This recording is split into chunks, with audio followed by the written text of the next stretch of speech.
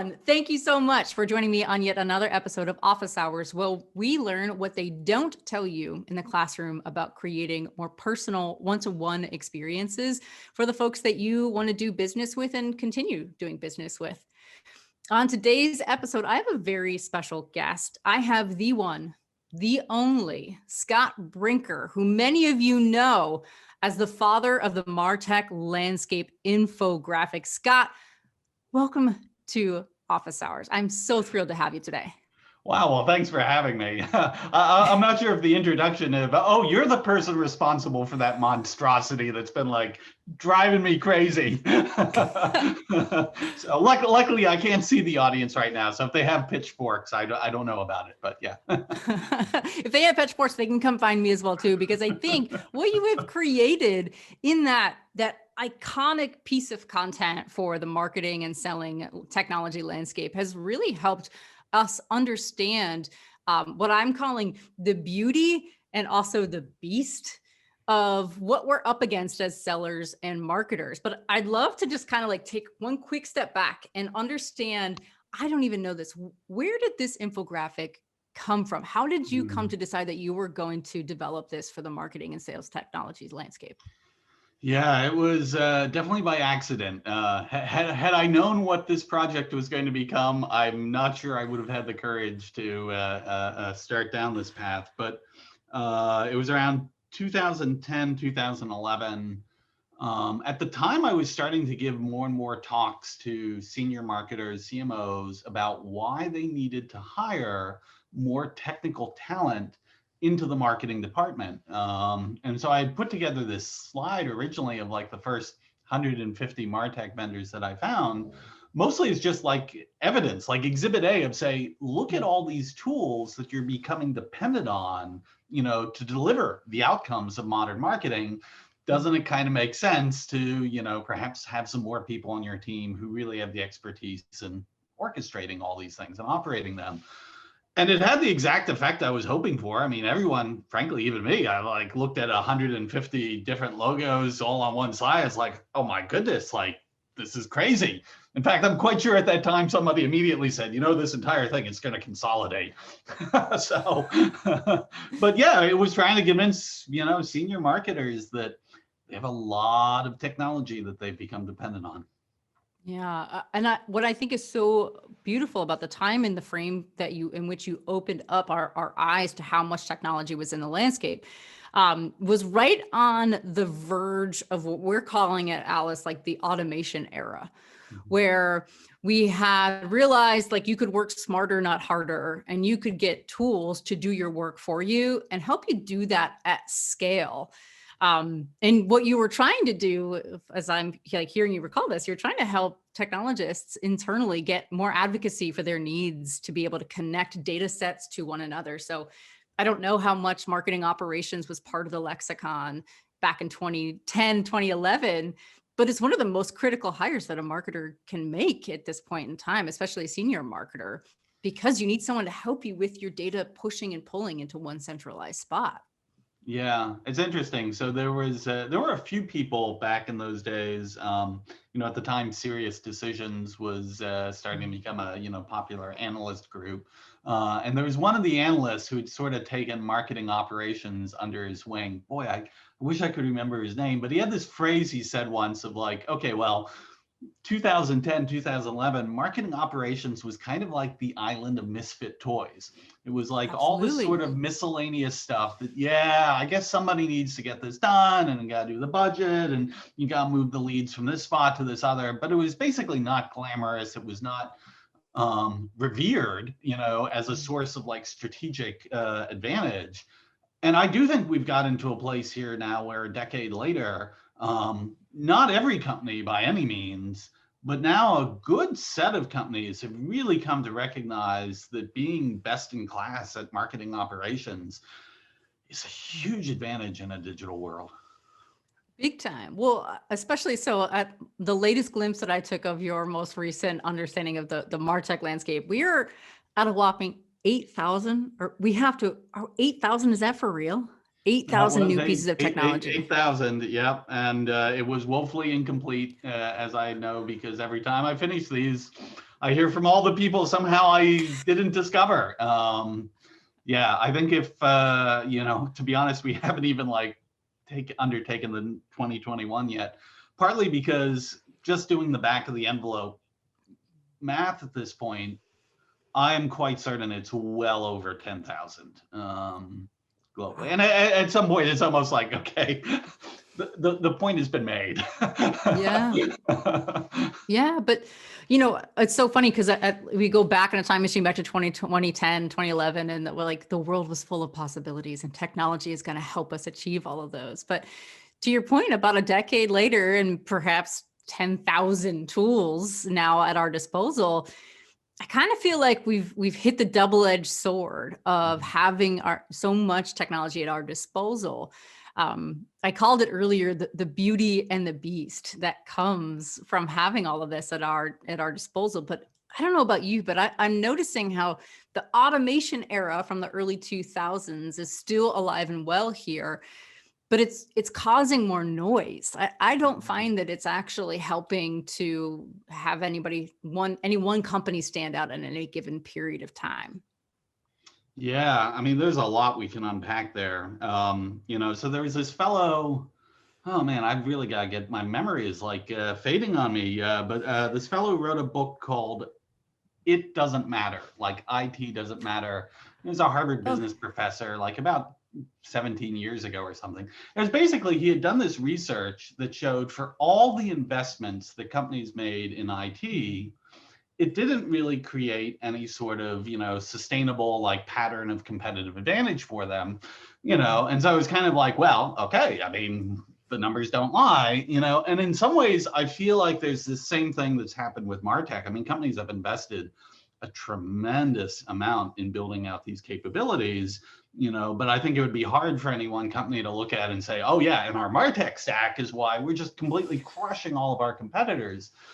But the subtext of that book, It Doesn't Matter, was, okay, you can't look at this through the lens of how IT investments somehow like cause you to create a just breakthrough competitive advantage to your peers. What you need to recognize is that this becomes the new baseline of how business progresses. And if you don't actually implement this, it's not that your business is just going to stay the same. Your business is going to drop and it's going to fail. And we've seen this, the churn, in like, the Fortune 500 and, all those folks. It's very real. And so I kind of look at MarTech a bit this way, which, again, maybe it's a bit of a crutch because we should be demanding that we get better at this. But I kind of feel like, yeah, if you had a modern company that didn't have a good marketing technology stack in place, for how it was, managing the entire demand funnel and, managing customer lifecycle, would they even be at all competitive today? That's so interesting. I mean, I'd like to think that they would be competitive because they have the imagination, the grit, and the work ethic of that. But I don't know. That's a really good question. As you were talking too, as I was thinking about all of the different pieces of the MarTech, platform available, I was kind of thinking of it as ingredients in a recipe. And you can have a lot of the same ingredients and make hundreds, if not thousands, of different types of recipes. But if you don't know what to do with those ingredients and you don't know how to extrapolate flavor or blend things together properly, you could have a really complex, poor tasting dish, or you could use very few ingredients and maybe they aren't the best ingredients, but you really know how to use them well to actually create a really beautiful, full flavored dish.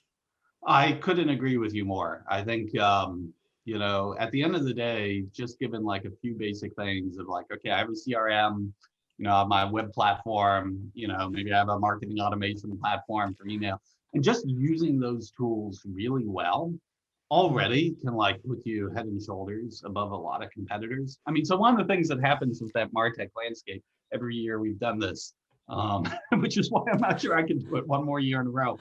But we actually visit every single website of all of those companies every year to like, make sure that, okay, this is a legitimate thing, who's using it. And as a result, I have looked at 8,000 marketing technology company websites. And the truth is, most of them suck. I mean, it is criminal how many of them suck. Like I go to the site, I'm like, okay, I'm relatively up to speed on MarTech stuff. I'm reading your site and I still can't figure out what exactly you do or what the value is or how it, and that's crazy. And I don't think this is limited to just Wow. MarTech. I think, I Right. mean, in a lot of industries, you still have people going through the motions of these, digital touch points, but there's just not a lot of love or craft or, like that clarity, and then when you go to a website where someone like clearly knows what they're, it's just night and day difference. You're like, oh, that's awesome, that's so cool, I get it, I understand it, I want to take the next step. Oh, and here's where I take the next step. Isn't that convenient? So I definitely agree with you. The craft far outweighs the tools.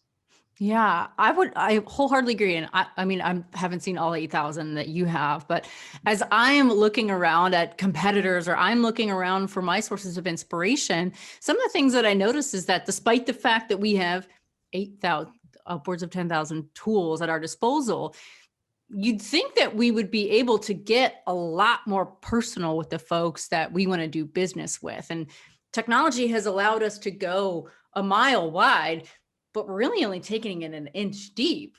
When in reality, what we should be doing is, yes, there's a lot of appetite. You should be trying to be disciplined, maybe not a mile wide, maybe a quarter mile, unclear. But you should definitely try to emphasize going that mile of depth in your relationships. And sometimes that resonates on your website and your positioning and how you want to be identified in the market. And other times this resonates with how you want to use, a marketing automation tool to nurture your audiences, or a sales automation tool for that matter. Yeah, I think it's a really fascinating way to look at that. I mean, I'm not pandering. I'm a huge fan of Alice, and I mean both specifically Alice for a lot of reasons, but also the category. I feel like this sort of taking a fresh look at like, okay, how do we meaningfully engage people in a world where the purely digital volume, has just reached such astronomical levels that it is really hard to, in purely digital only channels, like create this, relationship and this bond. And so, yeah, I think one of the things that's really exciting right now is we recognize like, oh, wow, actually blending all sorts of things between like, the physical world and the digital world and how they play off of each other. I mean, this is a new playbook. This is a new space. It's such a great chance to like innovate things that weren't even really possible that long ago. And so, yeah, I guess that's why I always get inspired that for as much marketing technology that's out there, I still think that yeah, companies can come in and they can come up with better ideas and better ways to do this, and it's inspiring. I agree as well too. And what I think is so interesting in job security, maybe for marketers out here, is the fact that like humans are always evolving and changing, and so too must your marketing to meet them where they are. And if marketers stop categorizing themselves as B2C marketers or B2B marketers and really just realize that they're H to H marketers or human to human Mm. marketers, that completely transforms all the tools that you see that is accessible to help you accomplish your goal or to help further along the approach that you're taking in the marketplace. I love that blend of the physical and digital. We actually did a series on it earlier called last year, actually around this time, called Let's Get Phygital, where we taught people how to take the physical and the digital. And yes, of course, we wore sweatbands. And yes, of course, there were many nods to the great Olivia Newton-John. But what we were trying to teach with folks is that we've entered a new paradigm, right? Like you enter a new dimension when you think only digitally. And then you think about, okay, how can I augment that digital experience with things that are tactile or in person or physical? And then use that and weave that together to build the full end-to-end personal experience for your consumers. I'm curious, like to pick your brain as well too, as you're watching this landscape, and maybe you're just visiting their website, but the companies that are investing in building those one-to-one experiences, is that a new vertical you're seeing start to emerge? Is it a new emphasis that folks are taking, or is there still some education that needs to take place? Yeah, I mean, I think one of the challenges is just the terminology. Like, Mm. I think, people have been talking about one-to-one marketing and, personalization for now, like multiple decades in Yep. this. And the reality is, if you're all the, ink or digital bits that have been spilled, in the service of personalization, most experiences aren't that personal. And I think part of it too is, this has always been one of the things that bugged the heck out of me with a lot of, I hate to generalize, but I'll generalize a lot of, like personalization technologies, particularly in the first few waves of MarTech, is they were these algorithmic things of saying, okay, well, given this data set of what we know people click on, or correlation to purchase, and then we have this other like corpus of content that's related to that, and then we just feed that into the algorithm and it will spew things out, that in some ways it was, yeah, basically it almost gave marketers a set of permission to be like, yeah, well, let's just throw a bunch of stuff against the wall. We got all this data here. Let's throw all this content, and instead of shoot them all and let God sort them out, it's like, oh, well, just throw it all out and let the algorithm sort it out. And the fundamental thing of that is a lot of that content that got fed into those personalization engines was just mediocre or poor. And kind of going back to, like the example of visiting 8,000 websites, I would much rather a company has one narrative and they don't personalize it at all, but it's just a damn good narrative. I'm like, I get that. I love that. That works for me. If you're going to go down the road of personalization, I think that recognition that the quality of the individual experience is still paramount, is a part that, quite frankly, yeah, the personalization industry just didn't have a great track record with, and I think, yeah, some of the innovations that, Alice has done, really trying to understand, like really engaging the customer in this dialogue of what's meaningful to them, it's, I don't know, it's a way of getting to something that's going to be personal through the lens of the customer, not personal through the lens of the algorithm. Yeah, I'm gonna get that framed. I'm gonna send it to my whole team. I'm gonna send it to all of Alice, because you nailed it, right? Like it's the good data in, good data out, bad data in, bad data out. And who better to tell you what is personal and unique and interesting and engaging than the person who's on the receiving end of it? So wherever you can invite them into sharing some more of that information, and wherever you use that information well to enhance the experience, because arguably there have been experiences where someone's like, oh, I see you have a guitar. I'm going to send you every single guitar that's ever been made in here. Like, that's creepy. That's weird. Like, we don't want that. Like, that's not the nth degree, because just off the camera on this side, you can see my surfboard. Like, it's not what it's about is only music. It's also about just chilling and hanging and having multiple parts of my identity. But I feel like you've got some sort of like personalization Rorschach test going on here. Like, let the personalization algorithm work with this. Let's see, what do you have here, y'all?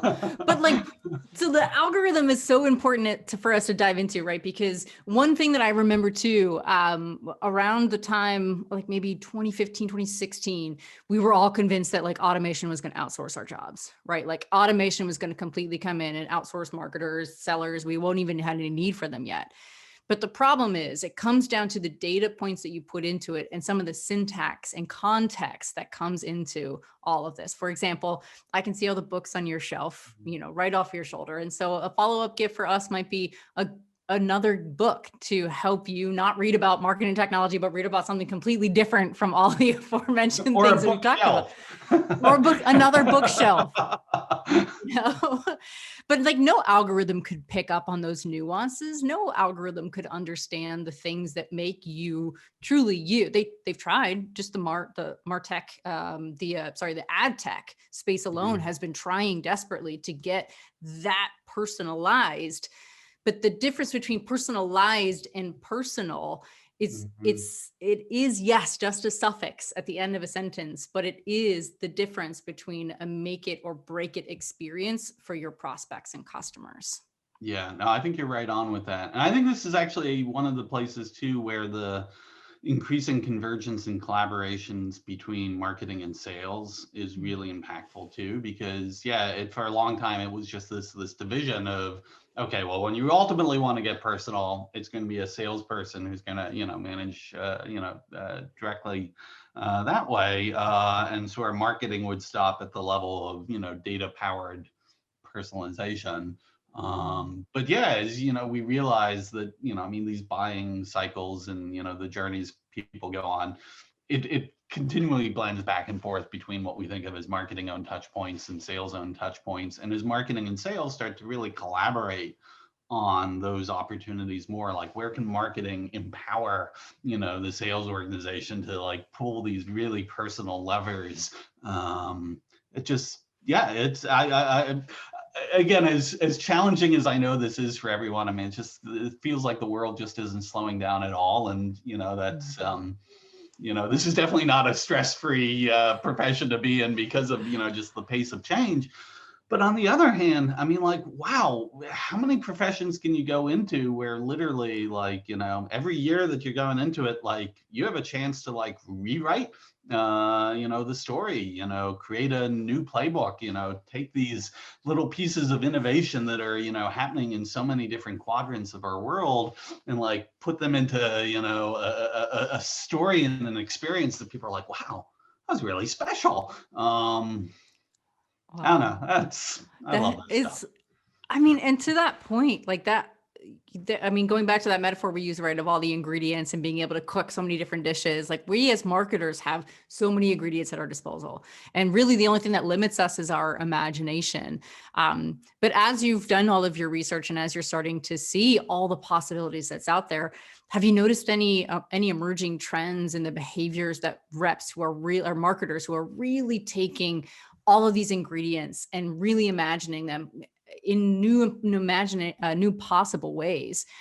Are you seeing any emerging trends coming out of this about how people are differentiating their approach to build experiences that are actually different, or build companies that are actually really different or augmented? Yeah, I think marketing being a lot more supportive of what's happening, further down in the experience. In fact, even further than, the sales organization, but the customer success organization.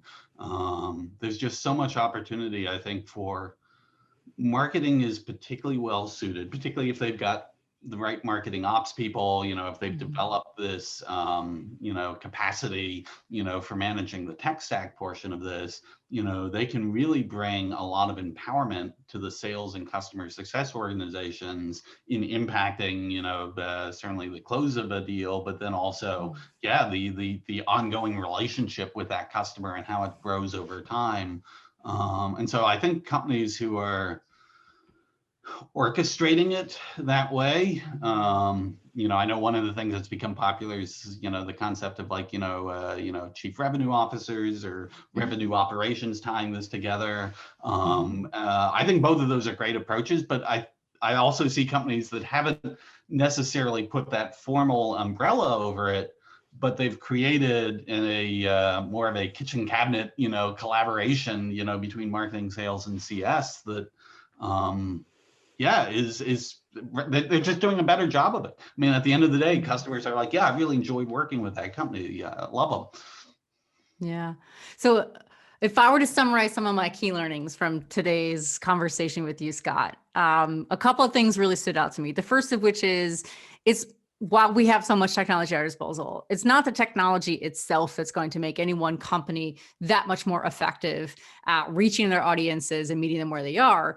It's what you put into that technology that makes or breaks your ability to get and amplify your messaging and bring that up and out. The other thing as well, too, is that last point that you brought up, and it sounds a little bit like the companies that are thinking about their customers, even before they've become their customers, and are managing that end-to-end experience of that customer journey and looking for those inflection points to enhance or augment that experience with something new. Oh, hi, puppy. I hope everybody was okay. It looked like he stumbled out. Surgery for the dog, yes. Oh, Or poor Conehead, sweet. as he's now lovingly referred to. Not the cone of shame. Oh no. Poor pup.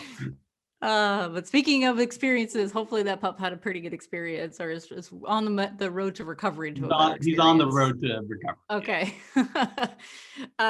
But the companies who are thinking about their customers and their experience and are looking for the moments to really intercept with the physical and the digital, both, the combination of both of those, that's what's going to elevate that experience. And whether you call it a revenue centric team or whether you continue to keep it more siloed in the way it traditionally has been, as long as you are thinking you're due north of your customers, that will always help guide you in the right direction.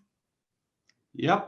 Wow. You said it far more eloquently than I could. And I think the good news is, yeah, I mean, there are still a lot of companies out there that just don't do that really well, and so if you commit to doing it well yourself, I mean, there's so much opportunity to still stand out. And yeah, I think that's such an inspiring opportunity.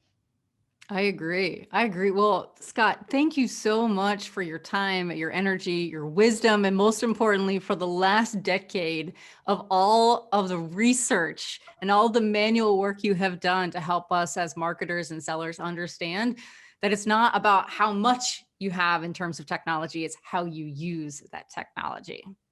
Well said. Thank you so much for having me as a guest.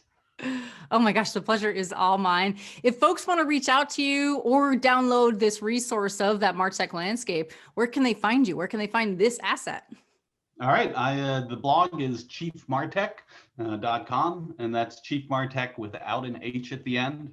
Long story. We'll save that for another time. And I'm also at Chief MarTech on Twitter if you want to reach out with a specific question. But phenomenal. Again, Scott, thank you so much for sharing with us your time and your energy and for teaching me on this other episode of Office Hours. Have a great rest of your day.